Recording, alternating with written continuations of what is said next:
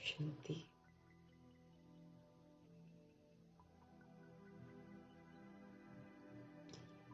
ज्ञान के सागर परमपिता परमात्मा हम आत्माओं को हर बात की समझ देते हैं, अपना बनाते हैं, तो फिर उम्मीद रखते हैं कि हम फिर उनकी दी हुई समझ के प्रमाण ही चलें।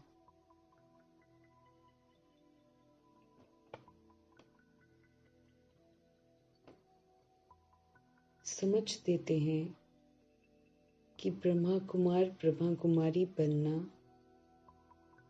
मना ब्राह्मण लोक के, ब्राह्मण संसार के, ब्राह्मण परिवार के बन जाना। इसलिए फिर ध्यान देने को बोल रहे हैं कि हमारी चलन जो है वो फिर अब साधारण नहीं होनी चाहिए। हमारी चलन पुरानी वाली नहीं होनी चाहिए। क्यों?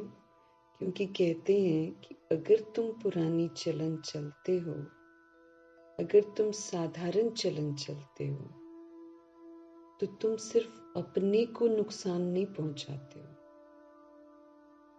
लेकिन फिर तुम ईश्वरीय कुल का नाम भी बदनाम कर देते हो, जिसकी वजह से वो बदनामी का जो बोझ है वो फिर चढ़ जाता है। ब्राह्मण लोक की जो लाज है उसको रखना, कायम रखना हम आत्माओं का फर्ज है। प्रभु समझ देते हैं कि अपनी धर्म, अपनी धारणाओं को और याद के जो श्रेष्ठ कर्म है उसको कभी भी नहीं छोड़ना है, चाहे कुछ भी हो जाए। जो पवित्रता की धारणा है, जो याद का श्रेष्ठ कर्म हमको मिला हुआ है, उसको कभी भी नहीं छोड़ना है। वृत्ति के परहेज की जो धारणाएं प्रभु ने बता रखी हैं उसको भी नहीं छोड़ना है। शुद्ध दृष्टि के धर्म को नहीं छोड़ना है। शुद्ध अन्न के धर्म को नहीं छोड़ना है।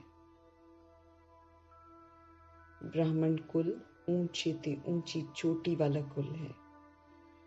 किसी आत्मा के लिए धर्म और कर्म छोड़कर सर्वज्ञ बाप की आज्ञा का उल्लंघन नहीं करना है, क्योंकि प्रभु समझ देते हैं कि आप कोई भी सोल को सदा के लिए खुश कर ही नहीं सकते हो।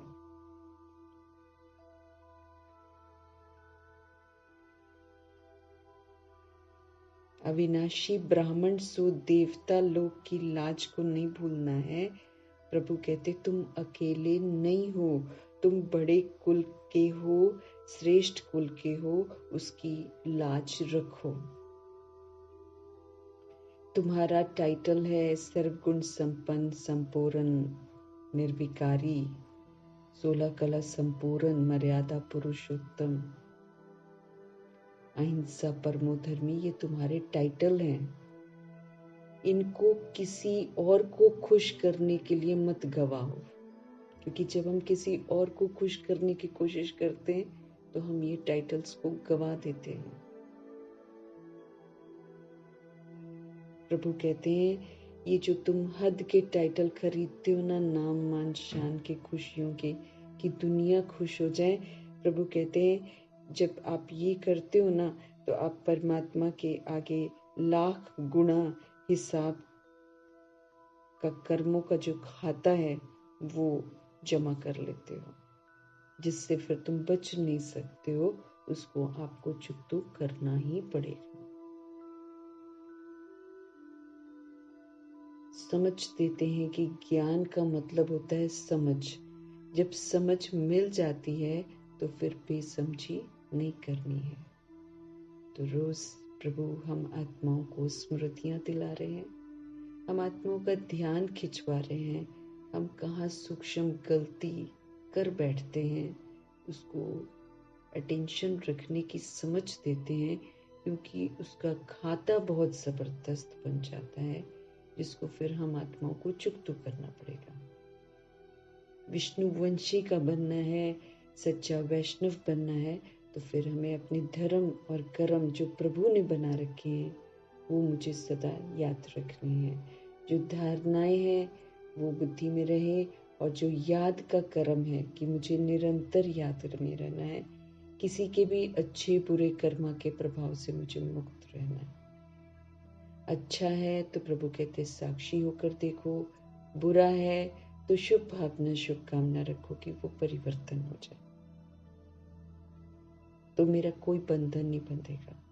लेकिन अगर किसी का बुरा देखकर मुझे उससे घृणा आ गई और किसी का अच्छा देखकर मुझे वो अच्छा लगने लग गया, मैं आत्मा कर्म बंधन में बंध जाऊंगी। ये ब्राह्मण कुल की रीत नहीं है।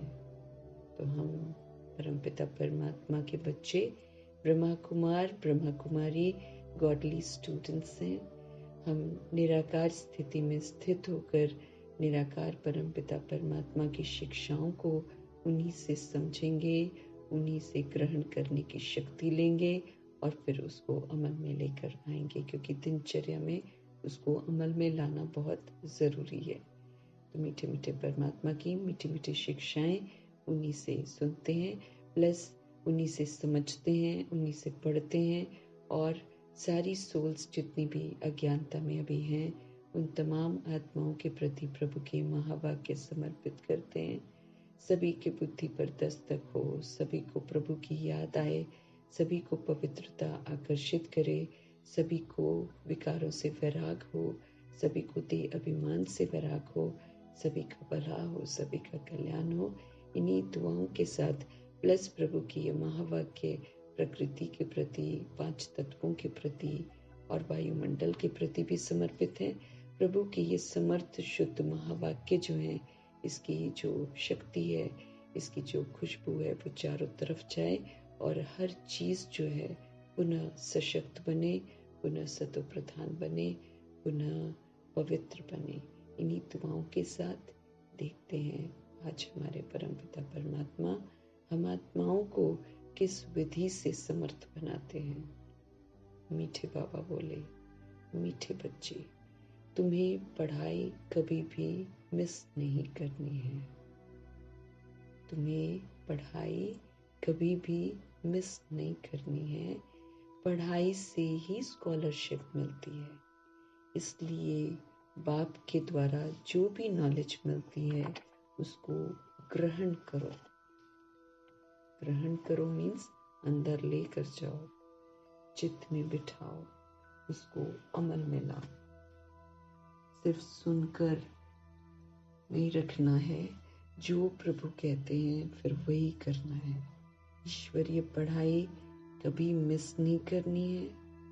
पढ़ाई से ही हमको स्कॉलरशिप मिलती है, इसलिए भगवान से जो नॉलेज मिलती है उसको ग्रहण करना है, उसको धारण करना है, उसी के प्रमाण फिर हमको चलना है। प्रश्न है, लायक ब्राह्मण किसे कहेंगे? उसकी निशानी सुनाओ। हम सबको ब्राह्मण प्रभु बनाते हैं, टाइटल प्रभु जरूर दे देते हैं, सभी बच्चों को देते हैं। ब्रह्मा कुमार ब्रह्मा कुमारी ब्राह्मण का टाइटल सभी सोल्स को मिलता है जो उनसे परिचय प्राप्त करते हैं। लेकिन फिर उसके बाद मेरे को प्रूव करना होता है कि मैं ब्राह्मण हूँ, क्योंकि फिर प्रभु जब टाइटल देते हैं तो टाइटल के साथ रोज मुरली रूपी शिक्षाएं ढेर सारी देते हैं, मर्यादाएं होती हैं, नियम होते हैं, सब कुछ होता है उसमें। फिर जब हम उसके प्रमाण चलते हैं तो फिर हम सबूत देते हैं कि हाँ हम ब्राह्मण हैं। हम सबूत देते हैं कि हम फरमान बरदार हैं, हम आज्ञाकारी हैं, हम ईमानदार हैं, हम वफादार हैं, हम पिताव्रता हैं, हम पतिव्रता हैं। ये सारे फिर हमको करके प्रैक्टिकल में सबूत देना होता है। तो प्रभु जी आज समझा रहे हैं कि लायक ब्राह्मण कौन होगा। खाने वाले ब्राह्मण भी हैं, नामधारी ब्राह्मण भी हैं, नाम के केस भी हैं, फिर कलेक्शन ब्राह्मण भी हैं, कलेक्शन करने वाले ब्राह्मण भी हैं, फिर वो जो है जो संपूर्ण वैष्णव ब्राह्मण भी हैं, कथा सुनाने वाले ब्राह्मण भी हैं। लेकिन संपूर्ण वैष्णव ब्राह्मण प्रजापिता ब्रह्मा, मातेश्वरी दादी, ये वैष्णव ब्राह्मण है, ये लायक ब्राह्मण है।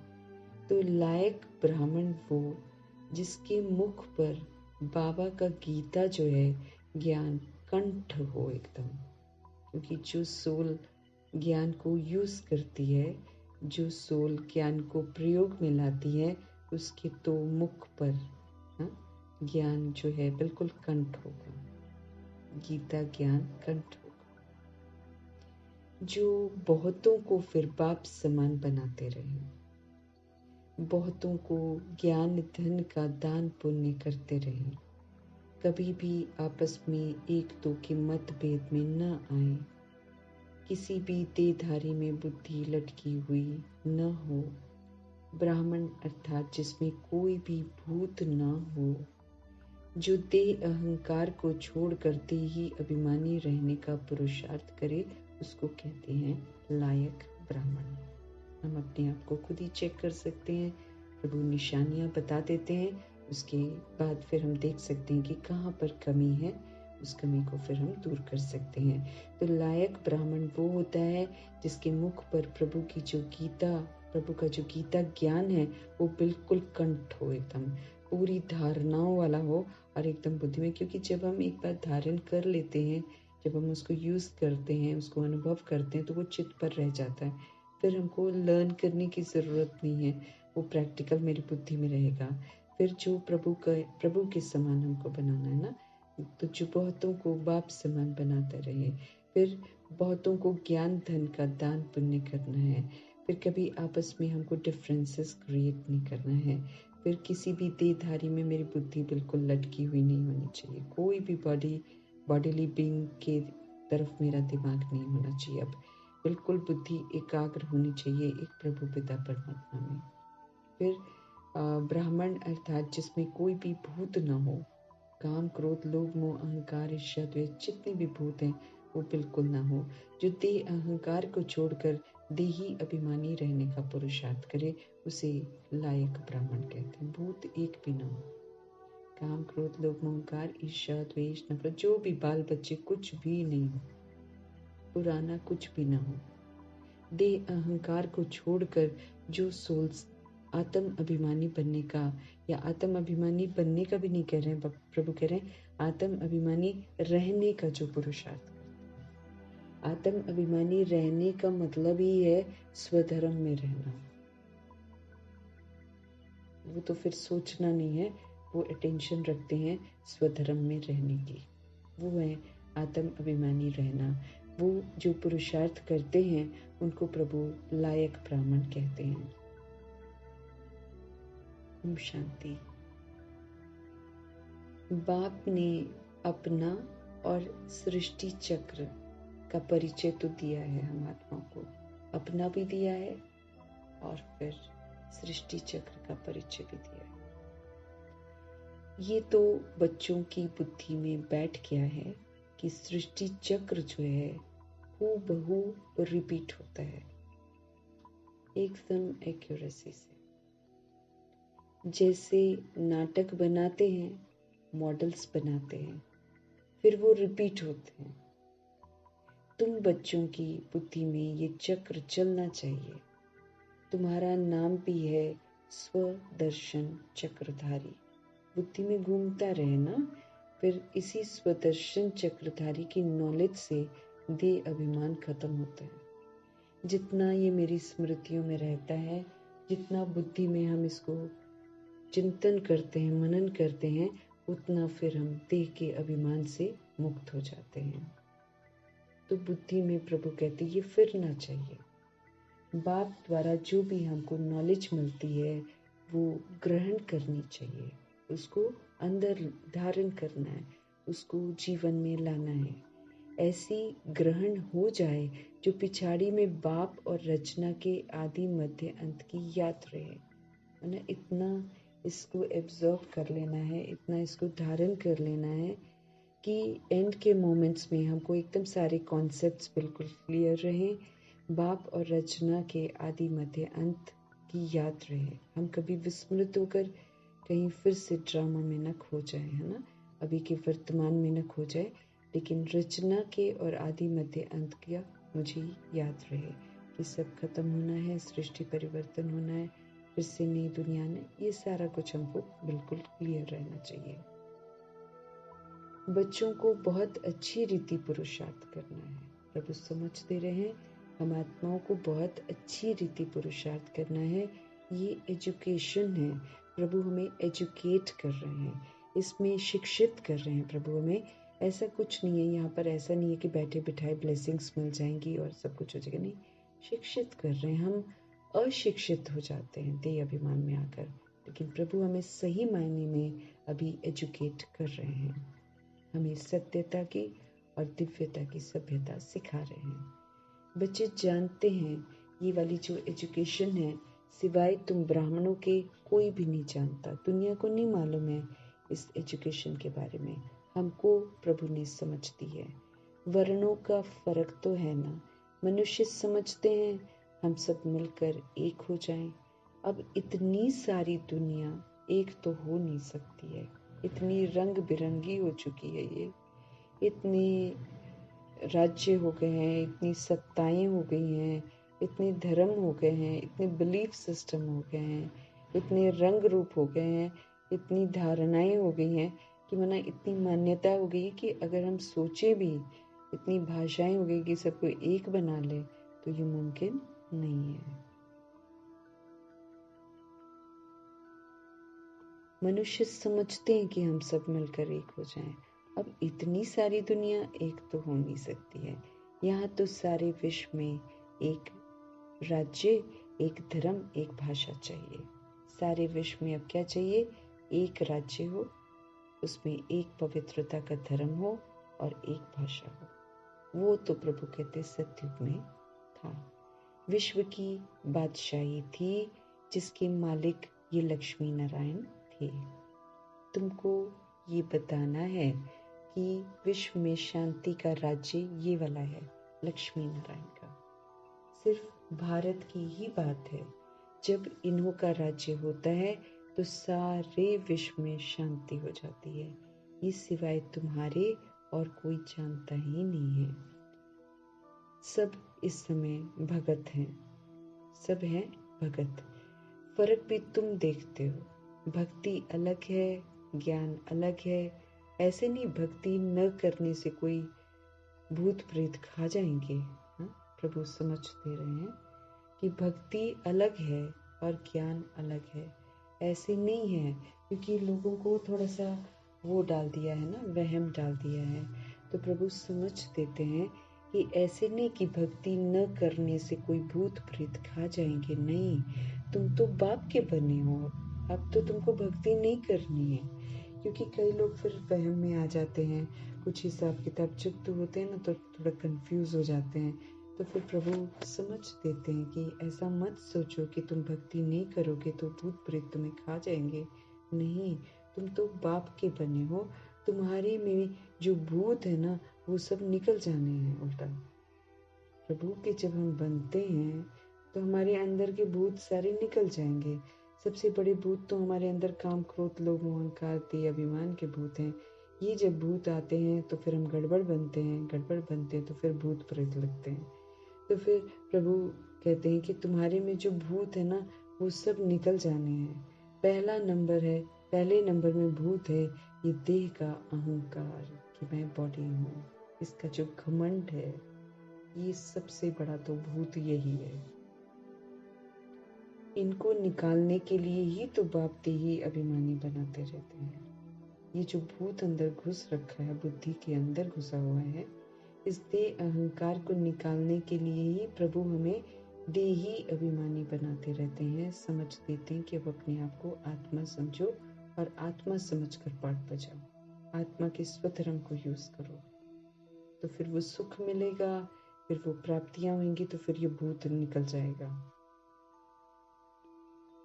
तो प्रभु भूतों को निकालने के लिए ही तो बाप देही अभिमानी बनाते रहते हैं, क्योंकि देही अभिमानी बन जाएंगे कोई भूत नहीं होगा। जब ये वाले भूत नहीं होंगे तो बाहर के भूत प्रेत भी कुछ नहीं कर सकेंगे।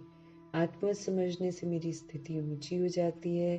आत्मा समझने से हम परम धाम निवासी हो जाते हैं, हम परमात्मा के साथ कनेक्ट हो जाते हैं। तो नीचे की चीजें फिर हम पर प्रभाव डाल नहीं सकती है।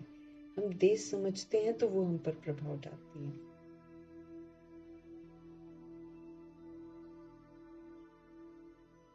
बाप को याद करने से कोई भी भूत सामने आएगा नहीं, बता रहे हैं ना।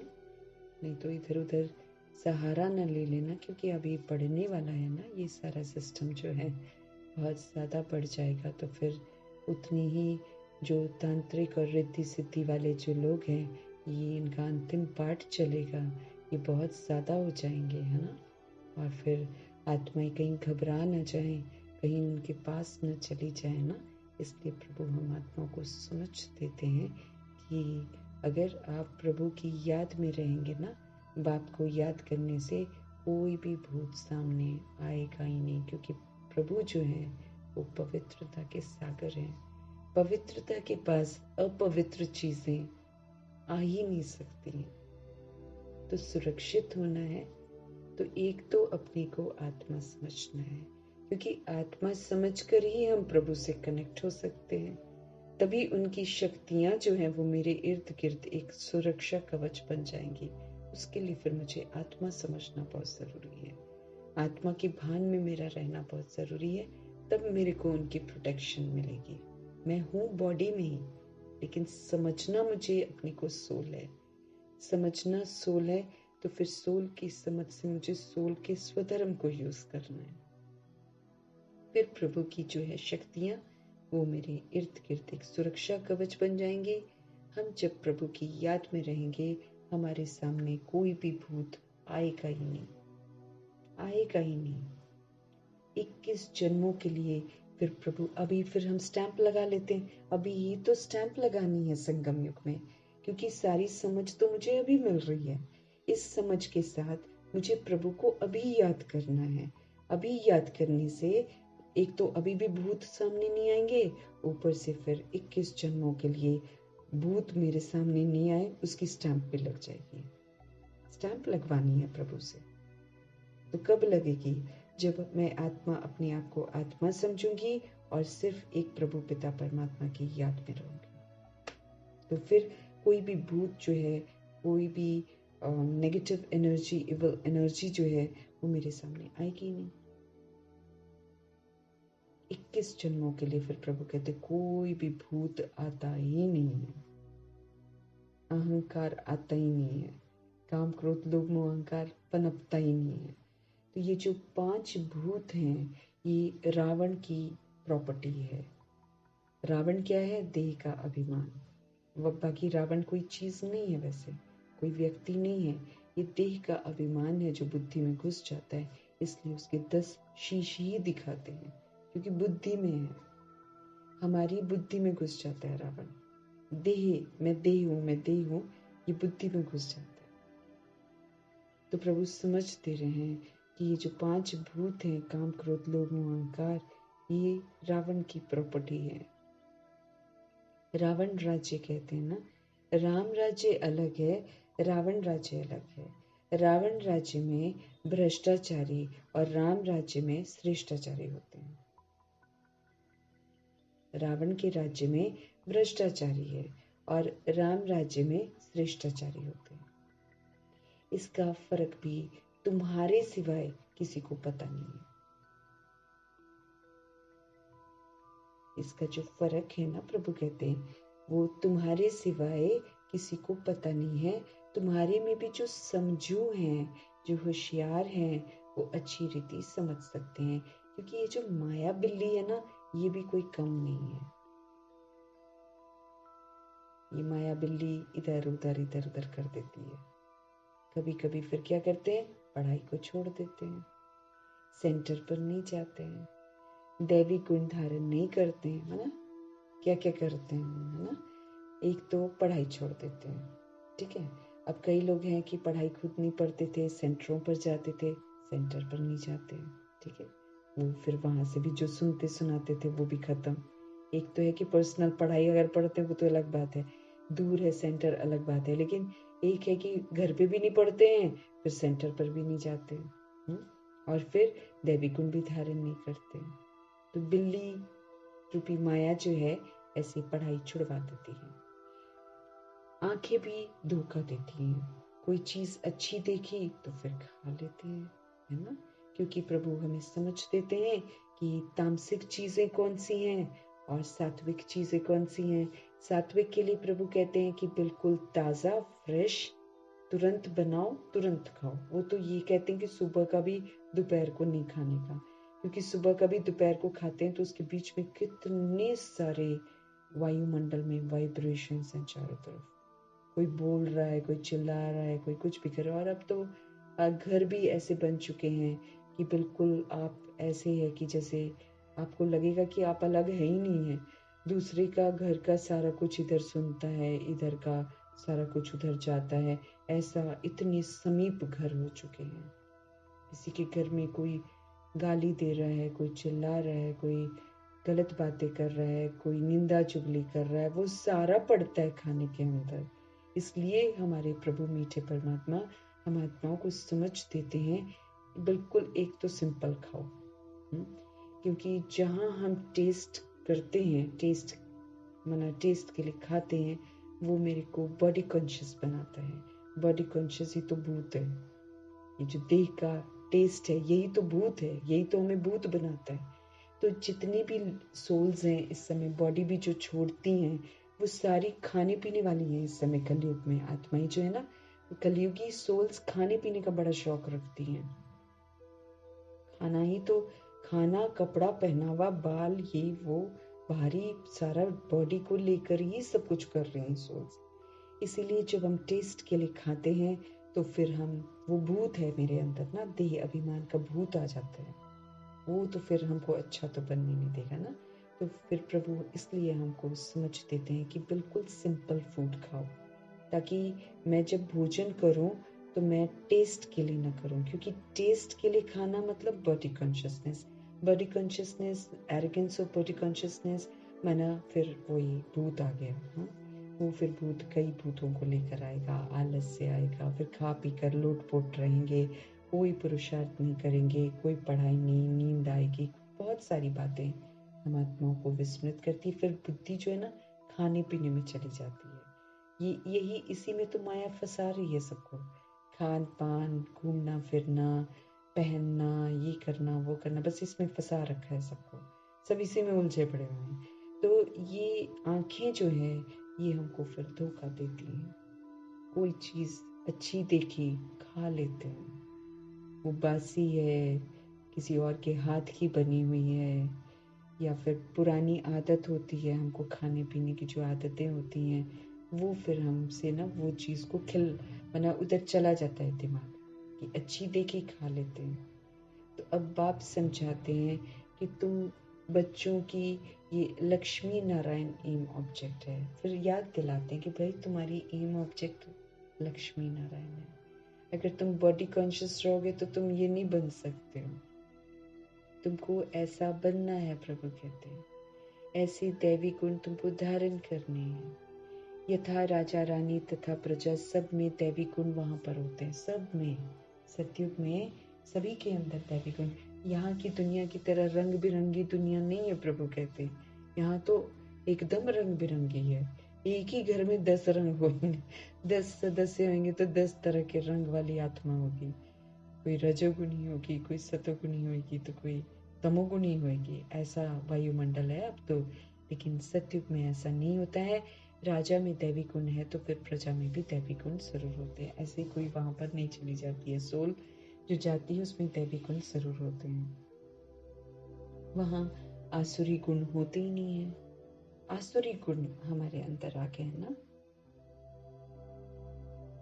लोभ, मोह, अहंकार, ये सारा आसुरी बन गए हम सारे लोग। तो प्रभु कहते वहां आसुरी गुण होते नहीं है, वहाँ असुर होते नहीं हैं। अब प्रभु से हमको समझ मिली हम ही असुर हैं। और हम क्या देखते हैं जड़ चित्रों में, वो बड़े बड़े एकदम राक्षसों जैसे, हाँ, उनको असुर समझते हैं, जिनको देवियाँ जो होती हैं वो अपने पैरों के तले दबा देती हैं, मार देती हैं, वैसा दिखाते हैं ना। वो एक्चुअली क्या है, अपने ही अंदर असुर हैं। हमारे ही अंदर देह अभिमान है, काम क्रोध लोभ अहंकार है, वही तो असुर हमारे अंदर मौजूद है, जिसको फिर हम क्या करते हैं कि फिर हम असुर को ही तो खत्म करते हैं ना, अपनी समझ से खत्म करते हैं। अब उसको दिखाएं कैसे, क्योंकि जो संगम युग में कार्य प्रभु की मौजूदगी में होते हैं उसके यादगार तो जरूर बनते हैं ड्रामा में। तो फिर उसको सूक्ष्म रूप कैसे देंगे, तो फिर स्थूल रूप दे देते हैं, एक बड़ा सा राक्षस दिखाते हैं। वो जो हैवानियत दिखाते हैं वो एक्चुअली हमारे अंदर होती है, वो अति सूक्ष्म होती है, जिससे फिर प्रभु हमको मुक्त करते हैं, समझ देकर मुक्त करते हैं कि भाई तुम दैवी गुण वाले हो, तुम दैवी गुण वाले थे, अभी तुमको दैवी गुण वाला बनना है। तुम आसुरी गुण तुमने धारण कर लिए हैं, असुर बन गए हो, अब इन सारे आसुरीपन से स्वयं को मुक्त करो। तुम ब्रह्मा कुमार ब्रह्मा कुमारियों के सिवाय और कोई नहीं जो इन बातों को समझे, क्योंकि प्रभु हम ही समझते रहे, इसलिए हमको समझ में आता है। तुमको शुद्ध अहंकार है, किस बात का, हम आत्माएं हैं, हम परमात्मा के बच्चे हैं। ये शुद्ध वाला प्यूरिफिकेशन वाला अहंकार आता है, इससे हम अच्छे बनते हैं, इससे हम संपन्न बनते हैं। तुम आस्तिक बने हो क्योंकि मीठे मीठे रूहानी बाप के बने हो। अभी हम प्रभु को पहचानते हैं, प्रभु को स्वीकार करते हैं, उनके बनते हैं, रूहानी बाप के बनते हैं, इसलिए अभी इस समय हम आस्तिक बने हैं। इससे पहले हम भी नास्तिक थे। भले हम अनेकों को मानते थे और समझते थे कि हम आस्तिक हैं, लेकिन प्रभु से समझ में आया कितनी सही बात है कि जो प्रभु को जानता है वो आस्तिक है। यही हम पढ़ते थे स्कूल में, है ना। थीस्ट उसी को बोलते थे और एथिस्ट जो है उसको नास्तिक को बोलते थे। अब हम तो यही बोलते थे कि हम जानते हैं भगवान को, लेकिन कायदे से देखो तो वाकई हम भगवान को तो जानते ही नहीं थे। अभी हम प्रभु द्वारा ही आस्तिक बने हैं, अभी हम थीस्ट बने हैं। तुम आस्तिक बने हो क्योंकि मीठे मीठे रूहानी बाप के बने हो। ये भी जानते हो कोई भी देहधारी कभी भी राजयोग का ज्ञान, वो याद की यात्रा तो सिखला ही नहीं सकता। ये भी अब हमको समझ में आ गया है कि कोई भी बॉडीली बीइंग जो देहधारी है वो हमें कभी भी राजयोग का जो ज्ञान प्रभु सिखाते हैं, समझाते, वो कोई भी नहीं सिखा सकता है। याद की यात्रा कैसे करी जाती है प्रभु के सिवाय कोई भी सिखला नहीं सकता है, एक बाप ही सिखलाते हैं। तुम सीख कर फिर औरों को सिखलाते हो। तुमसे पूछेंगे तुमको ये किसने सिखाया, तुम्हारा गुरु कौन है, क्योंकि टीचर तो आध्यात्मिक बातें नहीं सिखलाते ना, ये तो गुरु ही सिखलाते हैं। तो ये बच्चे जानते हैं हमारा गुरु नहीं, हमारा है सत्य गुरु। हमारा तो गुरु थोड़ी, हमारा तो सच्चा गुरु है, हमको सत्य से परिचित कराते हैं। उनको सुप्रीम भी कहा जाता है। ड्रामा अनुसार सतगुरु खुद आकर अपना परिचय देते हैं। हमारे मीठे मीठे परमात्मा खुद आकर अपना सत्य बताते हैं। पिता ही तो बच्चों को बता सकते हैं, बच्चे थोड़ी बता सकते हैं। बच्चे तो भिन्न भिन्न रूप से आए, कोई जीसस आए, इब्राहिम आए, गुरु नानक आए, ये प्रभु के बच्चे हैं जो आकर प्रभु का परिचय अपनी अपनी तरीके से देते हैं। लेकिन कोई भी सफल कहाँ हो पाया, पूरा परिचय कहाँ दे पाया। वो तो जितना अव्यक्त बाबा की सभा में आकर जितना ग्रास्प किया, जितना ग्रहण किया, उसी के अनुसार प्रभु का बताते, बाकी थोड़ी कुछ बता पाते हैं। तो हमारा तो सच्चा सच्चा सतगुरु है, वो उनको सुप्रीम भी कहा जाता है। ड्रामा अनुसार सतगुरु जो हैं खुद आकर अपना परिचय देते हैं। भगवान स्वयं ही आते हैं और फिर अपना इंट्रोडक्शन, परिचय सब कुछ देते हैं, और जो कुछ सुनाते हैं वो सब सत्य ही समझाते हैं। प्रभु कोई भी बात झूठ नहीं बोलते हैं, इसीलिए सिर्फ एक शिव के लिए ही कहते हैं सत्यम शिवम सुंदरम, और किसी के लिए नहीं बोलते हैं। गॉड इज ट्रुथ ही बोलते हैं, भले नहीं जानते हैं लेकिन महिमा यही करते हैं, सत्यम शिवम सुंदरम और गॉड इज ट्रुथ, और किसी को भी बोलते ही नहीं है। चाहे कभी नहीं बोलेंगे Jesus is truth, Ibrahim is truth, Guru Nanak इस ट्रुथ कभी नहीं बोले, गॉड इस ट्रुथ जरूर बोलते हैं। तो प्रभु आकर अपना परिचय देते हैं, तब जाकर हम उन्हें पहचानते हैं और तब जाकर हम आस्तिक बनते हैं। जो भी प्रभु हम आत्मा को सुनाते हैं, हिस्ट्री ज्योग्राफी कुछ भी सुनाते, एकदम सत्य समझाते हैं और सचखंड में लेकर जाते हैं।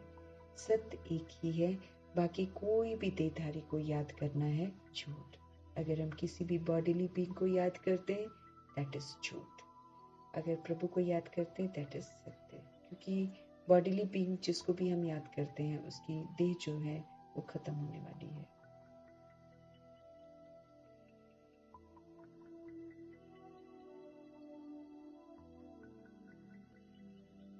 सत्य सिर्फ एक ही है, बाकी कोई देहधारी को याद करना झूठ है।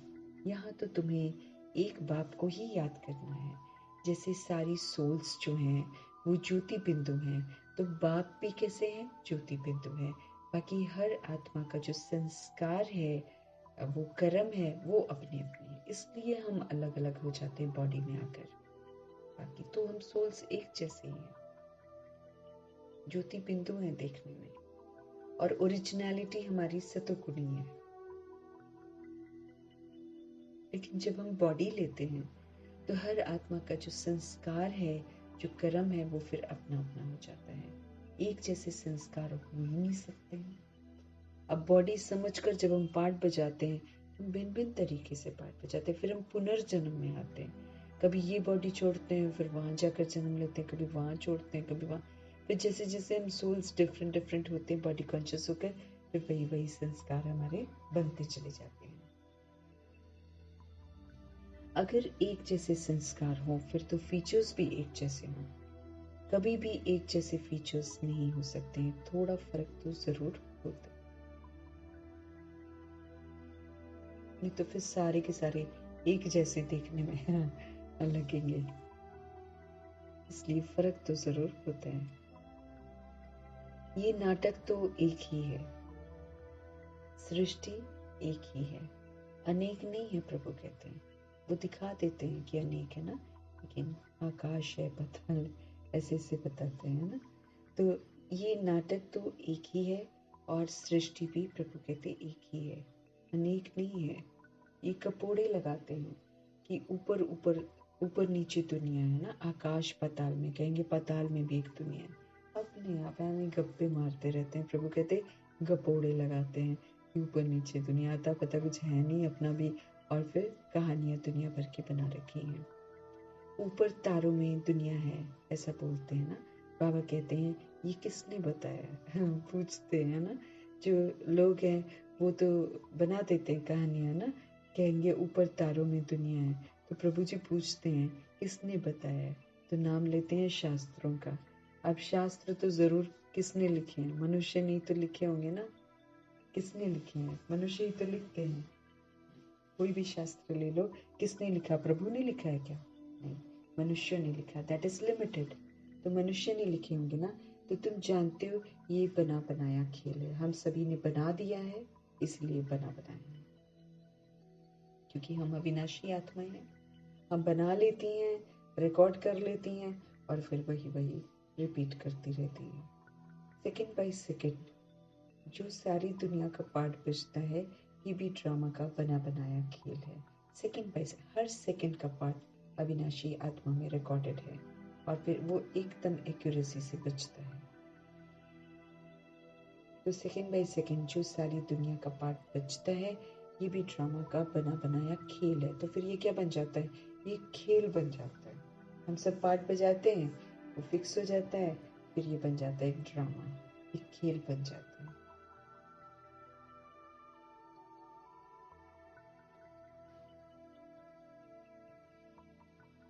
तुम बच्चों की बुद्धि में आ गया है कि अब ये चक्र कैसे फिरता है। अब हमको समझ में आ गया है ना, हम सोल्स कैसे आते हैं, कैसे शरीर लेते हैं, कैसे पुनर्जन्म में आते हैं, कैसे कर्मा से बंधते हैं, कर्म बंधनी आत्मा बन जाते हैं, फिर प्रभु आकर कैसे कर्मातीत बनाते हैं। अब हमें सब कुछ समझ में आ गया है। प्रभु कहते हैं तुम सेकंड बाय सेकंड जो सारी दुनिया का पार्ट बचता है, ये भी ड्रामा का बना बनाया खेल है। तुम बच्चों की बुद्धि में आ गया है कि ये चक्र कैसे फिरता है। सभी मनुष्य मात्र जो हैं वो कैसे पार्ट बचाते हैं, है ना। बाबा ने बताया है सतयुग में सिर्फ तुम्हारा ही पार्ट होता है। नंबरवार आते हो पार्ट बचाने के लिए। हर सोल जो है इकट्ठे नहीं आते ना सारे, नंबरवार अपनी अपनी रिकॉर्डिंग के अनुसार हर सोल जो है वो नीचे ड्रामा में प्रवेश करती है। तो नंबरवार आते हो पाठ बजाने। बाबा कितना अच्छी रीति समझाते हैं। तुम बच्चों को फिर औरों को समझाना पड़ता है। बड़े बड़े सेंटर्स खुलते रहेंगे तो बड़े बड़े आदमी फिर वहाँ पर आएंगे, गरीब भी आएंगे। अक्सर करके गरीबों की बुद्धि में झट बैठता है बड़े बड़े आदमी भल आते हैं, परंतु काम पड़ गया तो कहेंगे फुर्सत नहीं है। प्रतिज्ञा करते हैं कि हम अच्छी रीति पढ़ेंगे, फिर अगर नहीं पढ़ते हैं तो फिर धक्का लग जाता है। माया और ही अपनी तरफ खींच लेती है, गुमराह कर देती है, गलत रास्ता दिखा देती है। तो बाबा कहे हम प्रतिज्ञा करते हैं कि हम अच्छी रीति पढ़ेंगे, फिर अगर नहीं पढ़ते हैं तो फिर धक्का लग जाता है। माया और ही फिर अपनी तरफ खींच लेती है। बहुत बच्चे हैं, प्रभु कहते हैं, जो पढ़ना बंद कर देते हैं। होगा तभी प्रभु इशारा दे रहे हैं, है ना। बहुत बच्चे हैं जो पढ़ना बंद कर देते हैं, पढ़ाई में मिस रहे तो फिर जरूर फेल हो पड़ेंगे। हमें ये याद रखना है, प्रभु जो भी हमको पढ़ा रहे हैं ये हमारी जिंदगी में काम आना है।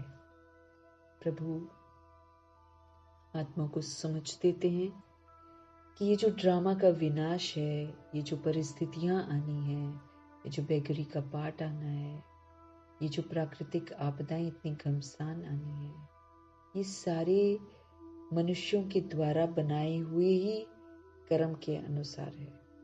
हिसाब लेता है ना फिर ड्रामा और प्रकृति, ये हिसाब लेते हैं। लेकिन बीच में प्रभु आ जाते हैं ताकि फिर से सब कुछ ठीक कर सके और सजाओं से मुक्त हो जाए। प्रभु के आने से फिर थोड़ा सा रुकता है ये, है ना। तो लेकिन प्रभु फिर क्या करते हैं, कहते हैं कि नहीं, एक बार इनको समझदार तो बना दे, है ना। तो फिर ड्रामा में जो भी होता है उसका यथार्थ अर्थ सारा समझाते हैं और फिर हम आत्माओं को बोलते हैं कि भाई ईश्वरीय पढ़ाई पढ़ो, पढ़ाई पढ़कर फिर से सारे गुणों से संपन्न बनो, संपूर्ण निर्विकारी बनो, सुलह कलश संपूर्ण बनो, मर्यादा पुरुषोत्तम बनो, अहिंसा परमो धर्मी बनो।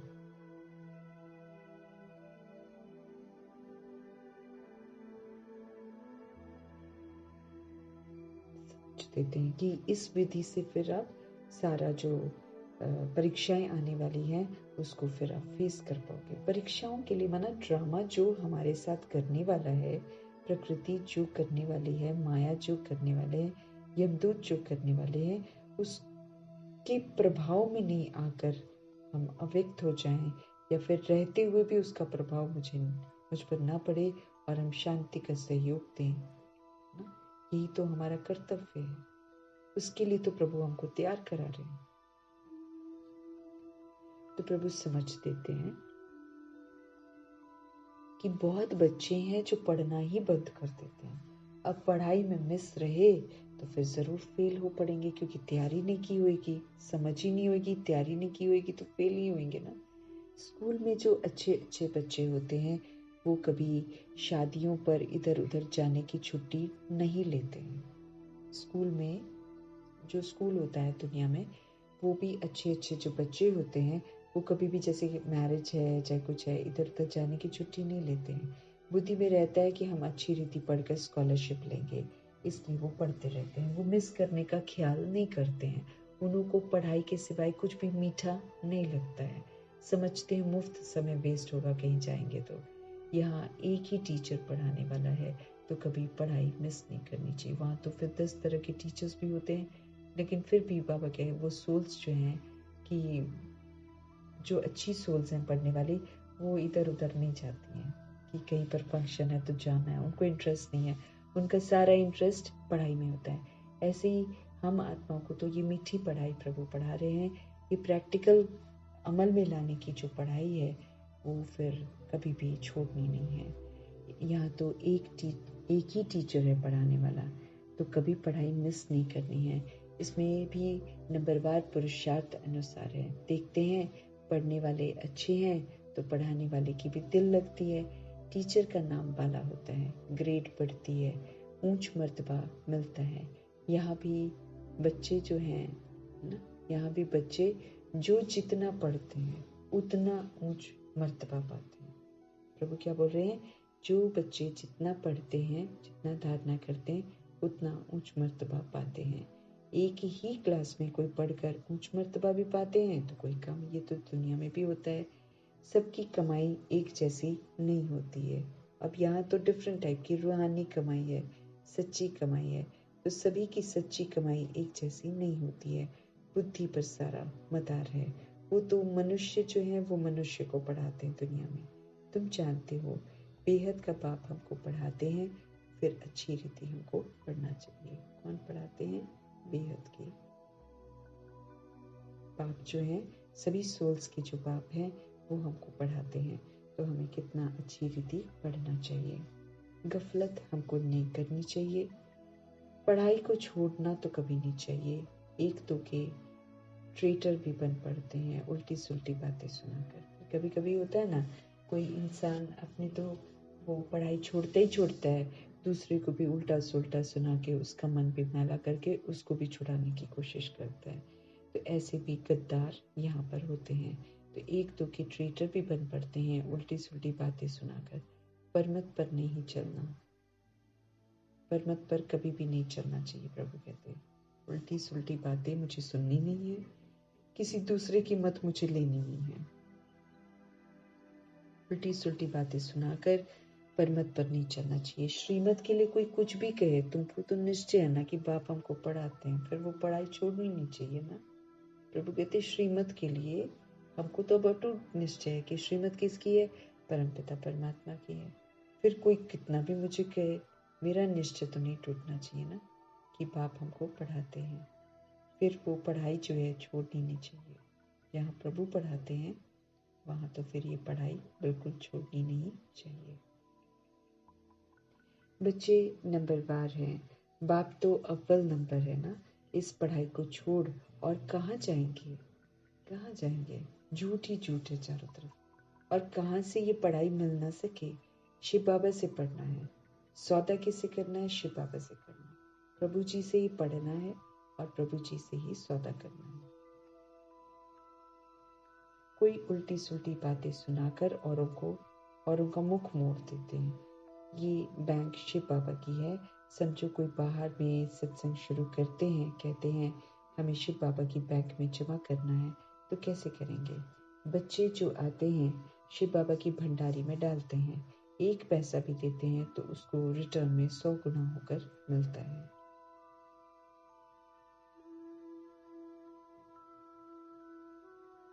बाबा क्या बोल रहे हैं?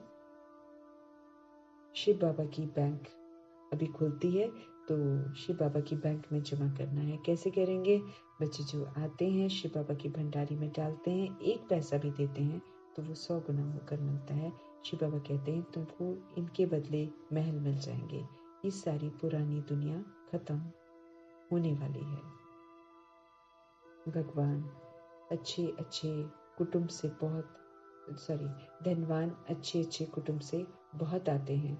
ऐसे कोई नहीं कहते हैं कि हमारी शिव बाबा के भंडारे से परवरिश नहीं होती है। प्रभु समझ देते हैं कि धनवान जो हैं ना, जो रिच लोग हैं, अच्छे कुटुंब से बहुत आते हैं प्रभु के घर में, लेकिन ऐसे कोई नहीं कहते हैं कि हमारी शिव बाबा के भंडारे से परवरिश नहीं होती है। सबकी पालना इस वक्त प्रभु के भंडारे से ही हो रही है, चाहे हम गृहस्थ में रहते हैं, चाहे हम सेंटर पर रहते हैं। इस समय प्रभु की मौजूदगी की जो है पालना है वही हमको मिल रही है। कोई गरीब है, कोई साहूकार है, साहूकार से गरीब पलते हैं, इसमें डरने की बात नहीं है। बहुत चाहते हैं हम बाबा के बन जाएं, परंतु लायक भी तो होना चाहिए ना, तंदुरुस्त भी तो चाहिए, ज्ञान भी दे सके।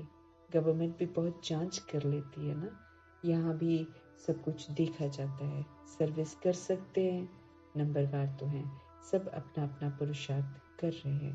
कोई अच्छा पुरुषार्थ करते करते फिर एब्सेंट भी हो जाते हैं, कारणे अकारणे आना भी छोड़ देते हैं, फिर तंदुरुस्ती भी ऐसी हो जाती है।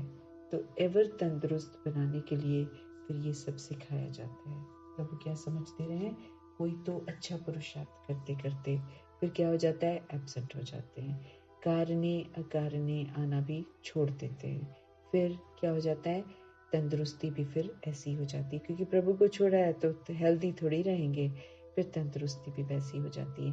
एवर तंदुरुस्त बनाने के लिए ही तो प्रभु सब कुछ सिखाते हैं, तो प्रभु की शिक्षाओं पर चलना है। जिनको शौक है, जो समझते हैं कि याद से ही हमारे पाप करते हैं, वो अच्छी रीति पुरुषार्थ करते हैं।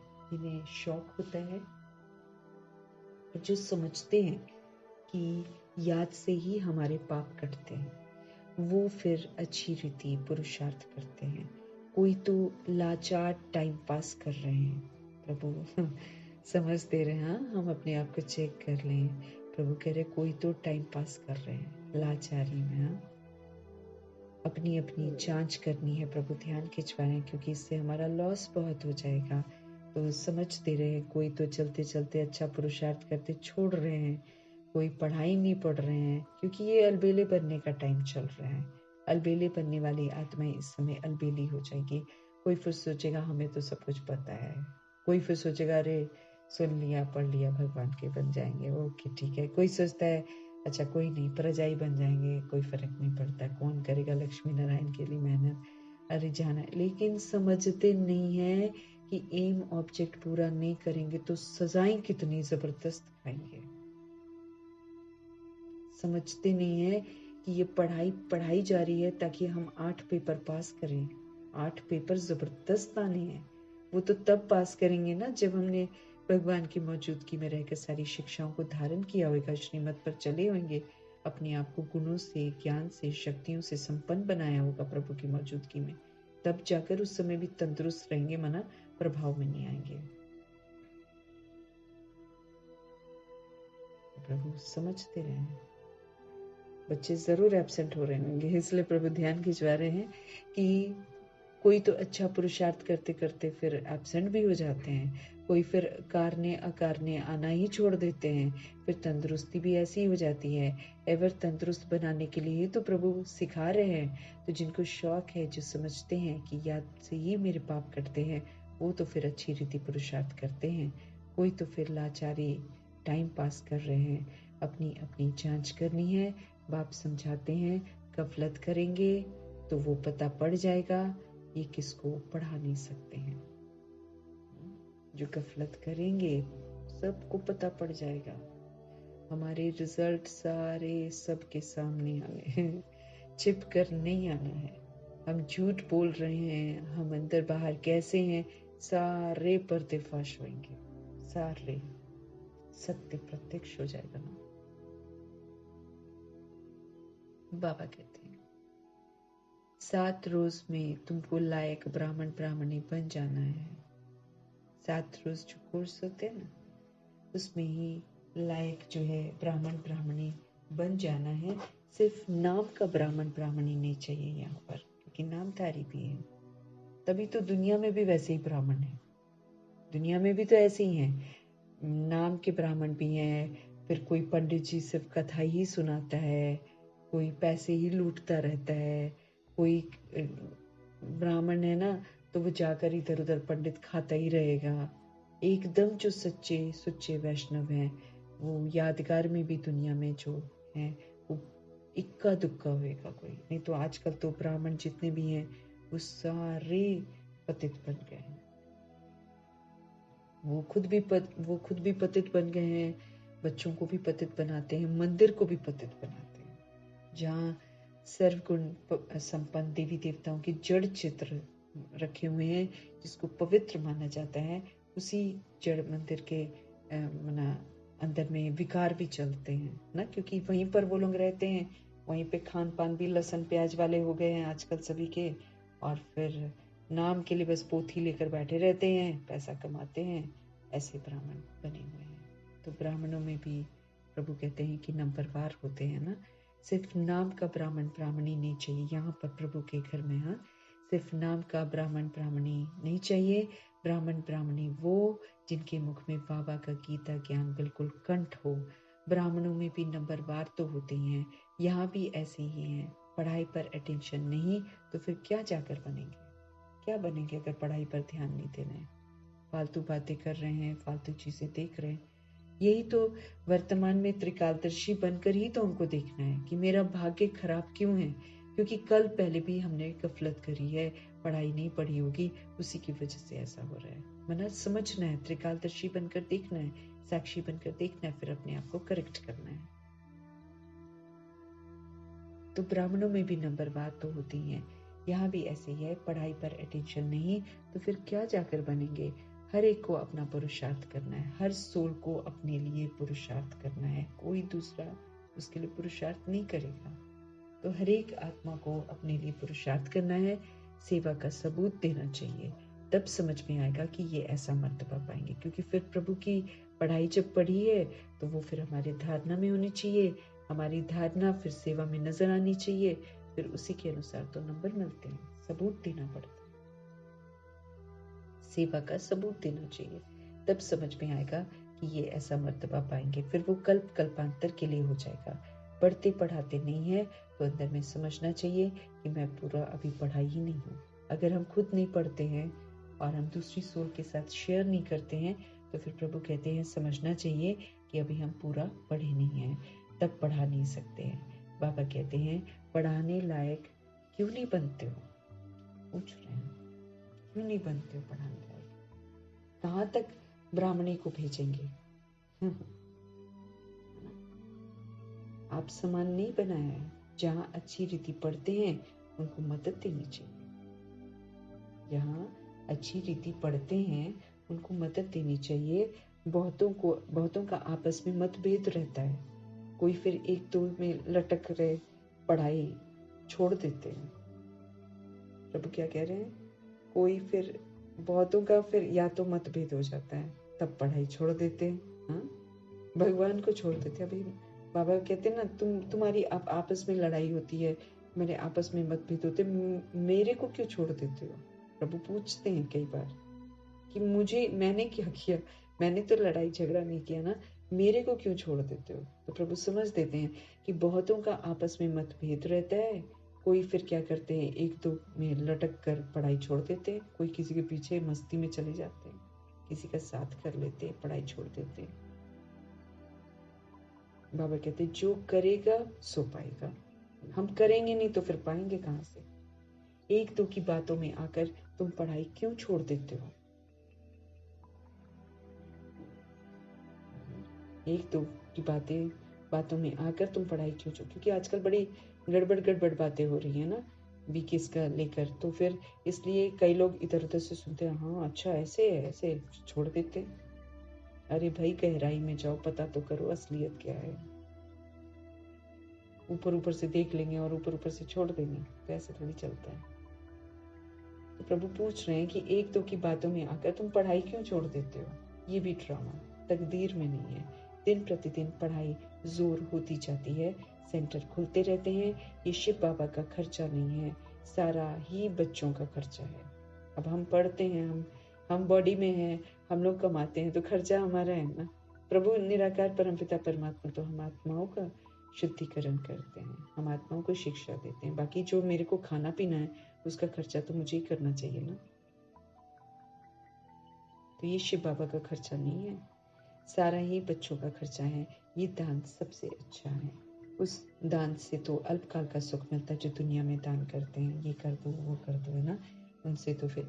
लेकिन प्रभु जो ज्ञान दान देते हैं, जो हमें गुणों का दान देते हैं, सुखों का दान देते हैं, ये जब हम दूसरी सोल्स को शेयर करते हैं तो फिर जो है हमें 21 जन्मों की प्रारब्ध इससे मिलती है। तुम जानते हो हम यहाँ आते हैं नर से नारायण बनने के लिए, तो जो अच्छी रीति पढ़ते हैं उनको फॉलो करो। कितना रेगुलर पढ़ना चाहिए। अक्सर करके दे अभिमान में आकर बहुत लड़ते हैं। हाँ, अच्छी तरह रेगुलर पढ़ना चाहिए। प्रभु समझ देते हैं। अक्सर करके क्या हो जाता है, संगठन में आते हैं, दे अभिमान में आकर बहुत लड़ते हैं। अपनी तकदीर से फिर रूठ पड़ते हैं, क्योंकि तकदीर फिर खराब हो जाती है। इसलिए मेजॉरिटी माताओं की है। प्रभु कहते हैं नाम भी माताओं का बाला होता है, ड्रामा में माताओं की उन्नति की भी नूंद है। मतलब मेल्स जो होते हैं ना, ते अभिमान भी आ जाता है। मेल्स नहीं अच्छे से पढ़ते हैं। जो मेल शरीर में आत्माएं है ना, अगर यज्ञ में शुरू में मेल्स होते ना, तो ये यज्ञ कभी नहीं चलता। ये फीमेल शरीर में जो आत्माएं हैं उनकी वफादारी से चल गया, क्योंकि उन्होंने मना होता है। बाबा कहते हैं कि नेचुरल टेंडेंसी है कि जब सोल जो है मेल बॉडी में आती है तो वो उतनी वफादार प्रभु से नहीं होती है। उसकी थोड़ी सोच जो है वो डिफरेंट होती है। तो मेजॉरिटी जो है वो यहाँ पर सोल्स जो है फीमेल शरीर में मौजूद हैं। तो वो उनको जो है प्रभु उठाते हैं, वही उठती हैं, वही फिर प्रभु का नाम बाला करने के निमित्त बनती हैं। माताओं का नाम भी जो है बाला होता है। ड्रामा में माताओं के उन्नति की भी नूंद है, क्योंकि बहुत झंझट झेले होते हैं ना, तो फिर जब प्रभु आते हैं तो फिर माताओं की माना फीमेल शरीर में जो सोल्स हैं उनकी उन्नति नूंद है। तो बाप मीठे मीठे बच्चों को कहते हैं अपने को अब आत्मा समझो और मेरे को याद करो। आत्म अभिमानी होकर रहो।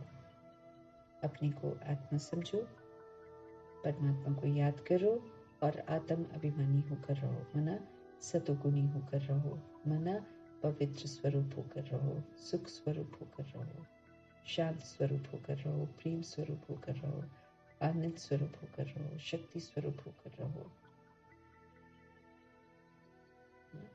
तो मना जो 7 गुण है उसमें रहो ना। बाबा कहते हैं आत्म अभिमानी होकर रहना। अपने रूहानी मतलब जो एक शुद्ध अभिमान है, उस शुद्ध अभिमान के साथ 7 गुणों को यूज करो।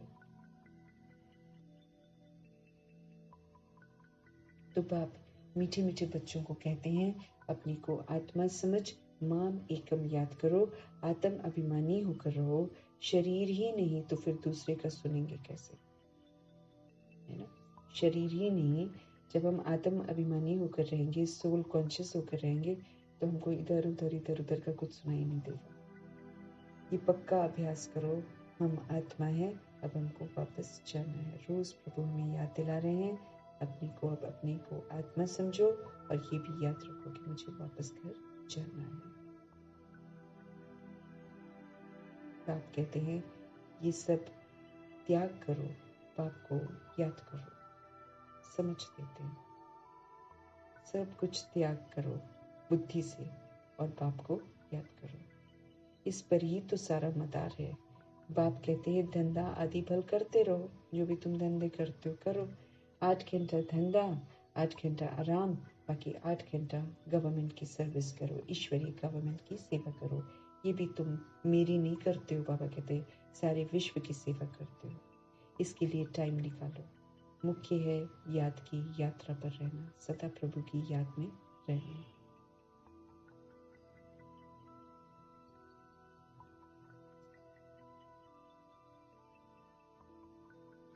ये भी तुम मेरी नहीं करते हो सेवा, तुम सारे विश्व की सेवा करते हो, क्योंकि ऋण है ना हमारा तो विश्व के प्रति।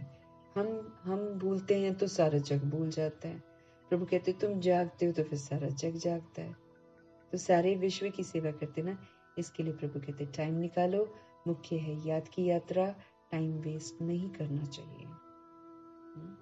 टाइम वेस्ट नहीं करना चाहिए। इस गवर्नमेंट की 8 घंटा सर्विस करते हो, उससे क्या मिलता है? 1000, 2, 5000।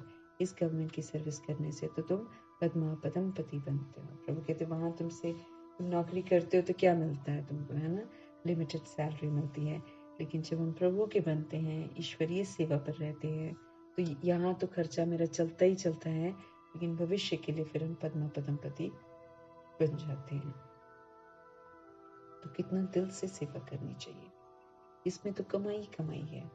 8 रतन बने हैं तो जरूर 8 घंटा बाबा को याद करते होंगे ना। 8 रतन 8 घंटा याद, है ना। तो 8 जो है ज्ञान मार्ग में महत्वपूर्ण ना नंबर माना जाता है। 8 रतन बने हैं तो जरूर 8 घंटा बाबा को याद करते होंगे।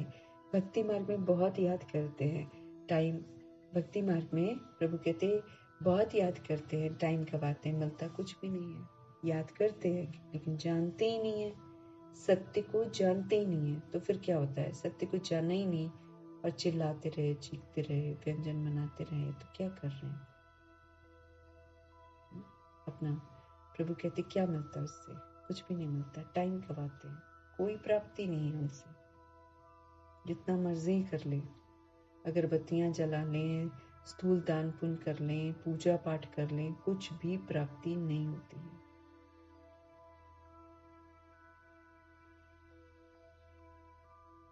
भक्ति मार्ग में बहुत याद करते हैं, टाइम बहुत गवाते हैं, मिलता कुछ भी नहीं है। गंगा स्नान करते हैं, जप तप आदि करने से बाप नहीं मिलता है। तो जो वर्षा मिले वहां तो तुमको बाप से वर्षा मिलता है ना।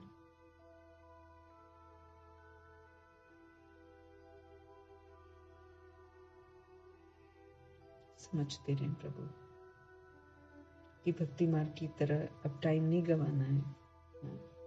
मिलता कुछ भी नहीं है। बाबा कहते उससे गंगा स्नान कर लो, जप कर लो, तप कर लो, कुछ भी कर लो, बाप किसी भी चीज से मिलते नहीं है। तो बाप नहीं मिलते तो फिर वर्षा भी नहीं मिलता है। यहाँ तो तुमको बाप से क्या मिलता है? वर्षा मिलता है। तो यहाँ कितनी अच्छी रीति, प्रभु को याद करना है, उनसे पढ़ना है और समय को सफल करना है, गफलत नहीं करनी है, दैविक गुण धारण करनी है, सच्चा ब्राह्मण बनना है ना। हमको बिजी करने के लिए बाबा ने कितना कुछ अच्छे से करा होगा ना। नहीं तो पहले क्या था, खाओ पियो सो जाओ, फिर खाओ पियो, फिर ये करो, खाओ पियो नौकरी करो, घर आ जाओ, बस यही जिंदगी है। प्रभु ने लाइफ को कितना इंटरेस्टिंग बना दिया है। तो मीठे मीठे सिकिले दे बच्चों प्रति माता पिता बाप दादा का याद प्यार और गुड मॉर्निंग। रूहानी बाप की रूहानी बच्चों को नमस्ते। हम रूहानी बच्चों के भी रूहानी बाप को प्यार भरी, स्नेह भरी, मोहब्बत भरी दिल से नमस्ते और तहे दिल से एक एक शिक्षा के लिए धन्यवाद। बहुत बहुत धन्यवाद। धारणा के लिए मुख्य सार। श्रीमत को छोड़कर कभी भी परमत पर नहीं चलना है। दुनिया 1000 तरह की मत सुनाएगी, हमें नहीं चलना। श्रीमत को छोड़ परमत पर कभी भी नहीं चलना है। उल्टी सुल्टी बातों में आकर पढ़ाई से मुख नहीं मोड़ना है। मतभेद किसी में नहीं आना है। डिफरेंस ऑफ ओपिनियन ना, मतभेद में मुझे नहीं आना है। अपनी जांच मुझे खुद करनी है कि हम कहाँ गफलत तो नहीं करते, कहीं कुछ गड़बड़ तो नहीं करते, पढ़ाई पर पूरा अटेंशन है।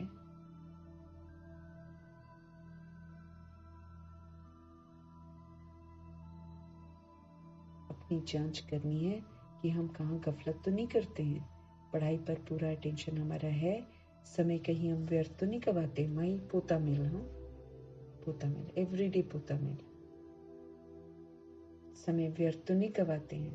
प्रभु का तो कहना है कि समय श्वास संकल्प एक एक सेकंड डायरेक्शन के अनुसार हो। प्रभु का तो ये कहना है, क्योंकि लक्ष्मी नारायण बना रहे हैं ना घराने। ऐसे ऊंचे घराने में जाने के लिए तो कंप्लीट वैष्णव बनना पड़ेगा। इसलिए समझते रहे कि समय व्यर्थ तो नहीं गवाते हैं। आत्म अभिमानी बने हैं, आत्मा समझकर चल रहे हैं, उठ रहे हैं, बैठ रहे हैं, खा पी रहे हैं, आत्मा समझकर। रूहानी सेवा दिल से करते हैं।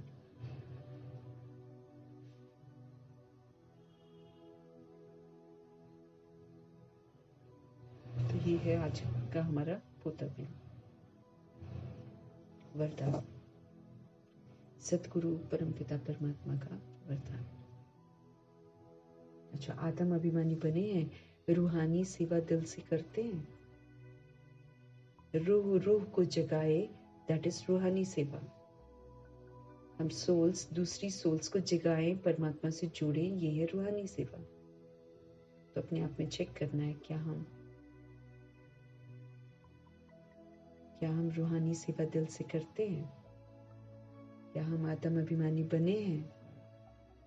समय को व्यर्थ तो नहीं करवाते हैं, पढ़ाई पर पूरा अटेंशन रखते हैं, कोई गफलत तो नहीं करते हैं। अपनी जांच खुद करनी है। फिर सतगुरु का वरदान, रूहानी अथॉरिटी के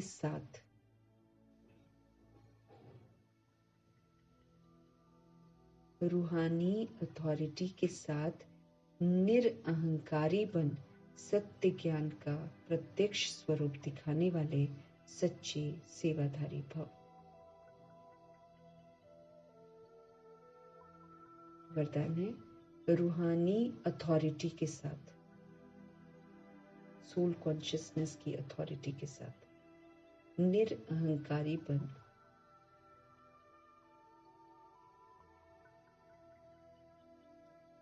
रूहानी अथॉरिटी के साथ निरअहंकारी बन, क्योंकि जब रूहानियत आती है तो अहंकार खत्म। सत्य ज्ञान का प्रत्यक्ष स्वरूप दिखाने वाले सच्चे सेवाधारी भव। सारा प्रत्यक्ष स्वरूप दिखाना है।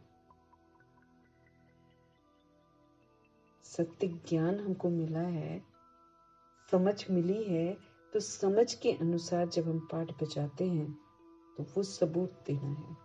वो जो सबूत देता है वो फिर सच्चा सेवाधारी कहलाता है।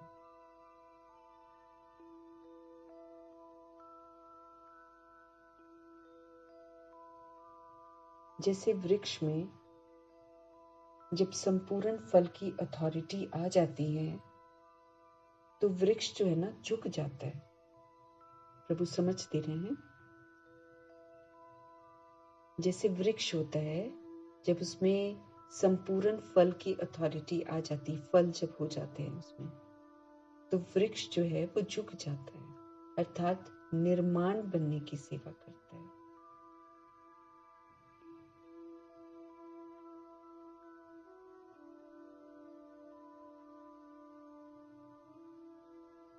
ऐसे रूहानी अथॉरिटी वाले बच्चे जितनी बड़ी अथॉरिटी उतने ही निर्माण और सर्व के स्नेही होंगे।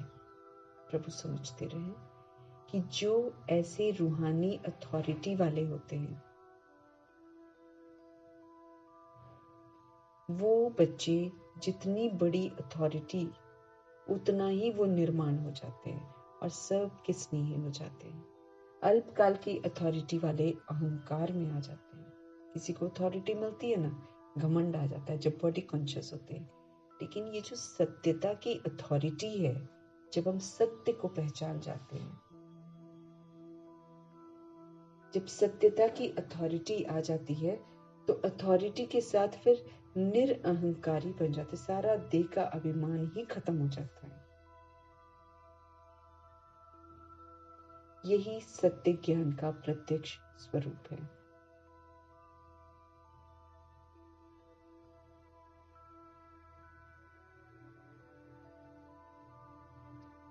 बाबा समझते रहे हैं कि ऐसे रूहानी अथॉरिटी वाले बच्चे जितनी बड़ी अथॉरिटी होगी उतना ही वो बड़े हम्बल हो जाते हैं, उतना वो निर्माण हो जाते हैं, उतना सर्व के स्नेही बन जाते हैं। अल्पकाल की जो थोड़े समय की अथॉरिटी वाले अहंकारी होते हैं, लेकिन सत्यता की अथॉरिटी वाले जो होते हैं, अथॉरिटी के साथ वो निरअहंकारी, अथॉरिटी तो मिल जाती है लेकिन उसके साथ साथ अहंकार भी सारा खत्म हो जाता है। यही जो सत्य ज्ञान का प्रत्यक्ष स्वरूप है।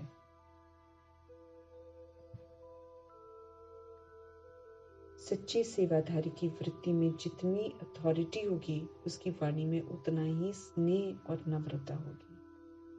जितना उसने अधिकार प्राप्त कर लिया होता है,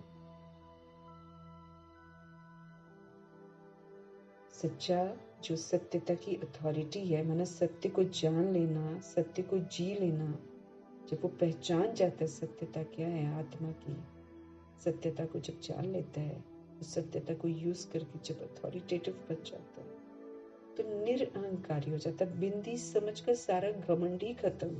ये जो देह अभिमान का विस्तार है, इसमें घमंड आ जाता है, अहंकार आ जाता है। जब समझते हैं कि अल्टीमेटली क्या है, एक बिंदी,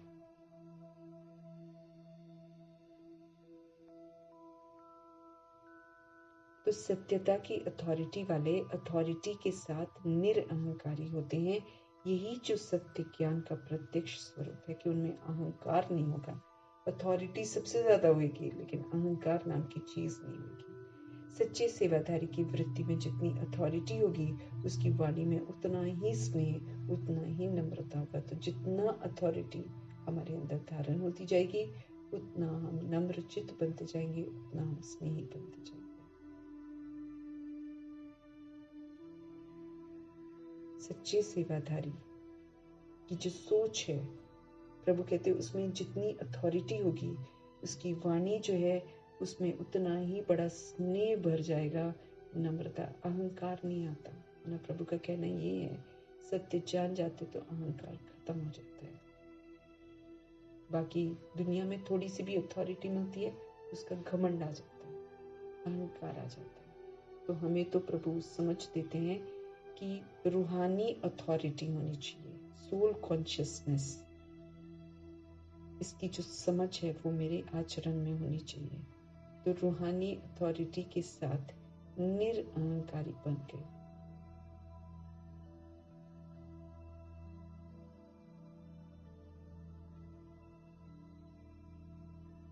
रूहानी अथॉरिटी के साथ निरअहंकारी बनकर सत्य ज्ञान का प्रत्यक्ष स्वरूप दिखाने वाले प्रभु कहते सच्चा सेवाधारी बनो, एकदम निरअहंकारी। सत्यता को बताना है लेकिन सत्यता की सभ्यता के साथ बताना है, अपने आचरण से बताना है। तो वृक्ष में जब संपूर्ण फल की अथॉरिटी आ जाती है, माना फल लगने शुरू हो जाते हैं, तो वृक्ष झुक जाता है। अहंकार नहीं आ जाता उसमें कि मेरे में फल लगे हुए हैं, मैं तो फल वाला वृक्ष हूं, अकड़ता नहीं है। प्रभु कहते वो झुक जाता है, अर्थात निर्माण बनने की सेवा करता है, सबको देने की सेवा करता है। और निर्माण बनकर अहंकारी नहीं, मैं दे रहा हूं, वो वृक्ष में वो वाली चीज नहीं आती है। बड़ा ही निरअहंकारी बन झुक जाता है, ले लो दाता बनकर देता है। तो निर्माण बनने की वो सेवा करता है। ऐसे जब हम रूहानी अथॉरिटी वाले बन जाते हैं, जब हम सोल कॉन्शियस बच्चे बन जाते हैं, तो जितनी बड़ी हमारी अथॉरिटी उतना ही निर्माण होना है, उतना ही सभी का स्नेही सहयोगी बनना है। अल्पकाल की अथॉरिटी, जो थोड़े समय की अथॉरिटी होती है, डायरेक्टर बन गया है ना, या फिर कोई यहीं पर कोई भी मैनेजर बन जाता है, तो थोड़ी सी अथॉरिटी मिलती है, वो अहंकार आ जाता है। लेकिन सत्य जो है बड़ा खूबसूरत है। सत्यता की अथॉरिटी वाले अथॉरिटी तो प्राप्त करते ही हैं, लेकिन साथ साथ वो निरअहंकारी हो जाते हैं। अहंकार सारा खत्म हो जाता है सोल कॉन्शियसनेस में। यही सत्य ज्ञान का प्रत्यक्ष संकल्प है। सच्चे सेवाधारी की वृत्ति में, सच्चा सेवाधारी जो होता है उसकी सोच में जितनी अथॉरिटी होगी उसकी वाणी में फिर उतना ही स्नेह होगा, उतना ही फिर नम्रता होगी। तो हमें चेक करना है, अगर हमारे वाणी में स्नेह आ जाता है सभी के प्रति, अगर नम्रता आती है, तो समझो कि हमारे पास सत्यता की अथॉरिटी आ गई है। सभी के प्रति स्नेह, सभी के प्रति नम्रता।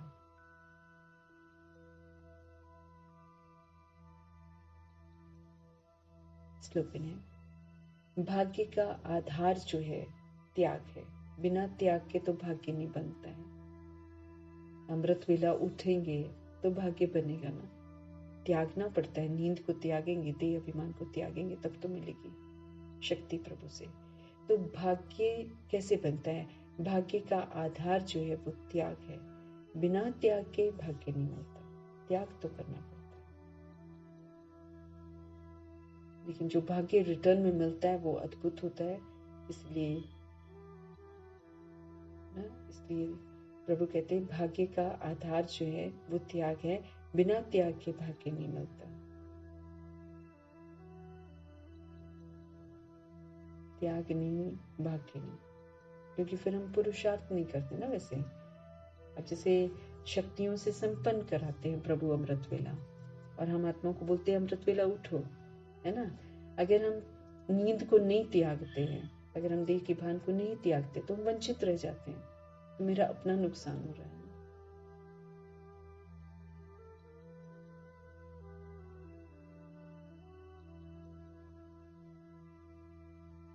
तो त्याग चाहिए, त्याग से मिलेगा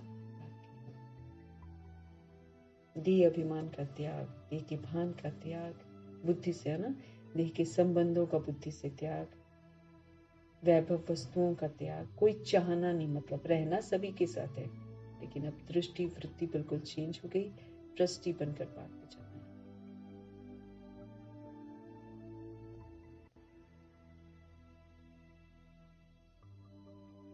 तो भाग्यशाली अगर बनना है तो प्रभु की शिक्षाओं पर चलकर देह अभिमान से मुक्त होना है। देह अभिमान, देह के भान, देह की जो दैहिक बातें हैं, पुरानी बातें हैं, पुराने संस्कार हैं, सबका त्याग करो तो भाग्यशाली बन जाते हैं। एक तरफ से बुराइयां खत्म हो जाती हैं, दूसरी तरफ से भाग्य भी बन जाता है श्रेष्ठ, क्योंकि प्रभु की शिक्षाओं पर चलते हैं तो जो शिक्षाएं हैं उनकी, वो हम आत्माओं को भाग्यशाली बनाती हैं।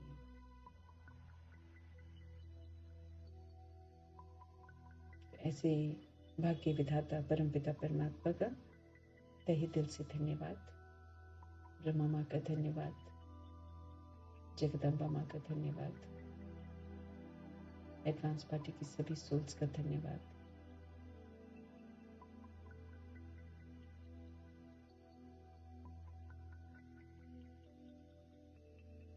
अष्टरत्नों का धन्यवाद, नवग्रहों का धन्यवाद,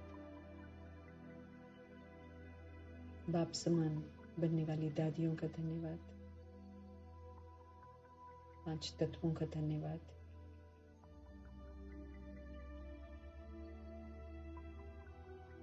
ड्रामा का धन्यवाद, प्रकृति का धन्यवाद, माया का धन्यवाद,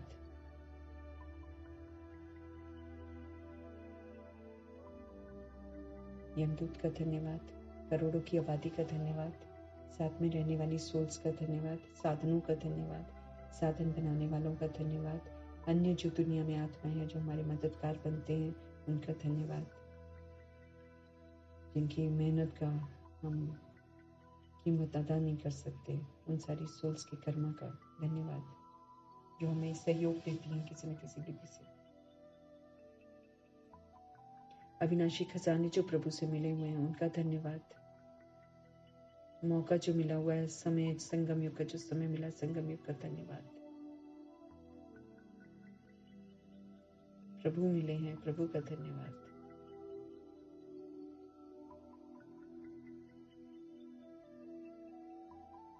पूरे यूनिवर्स का धन्यवाद, जिन्होंने मुरलियों को प्रभु के डायरेक्शन पर एकदम संभाल कर रखा है, छपवाया है, ताकि बाकी की सोल्स भी पढ़े। तमाम आत्माओं का धन्यवाद।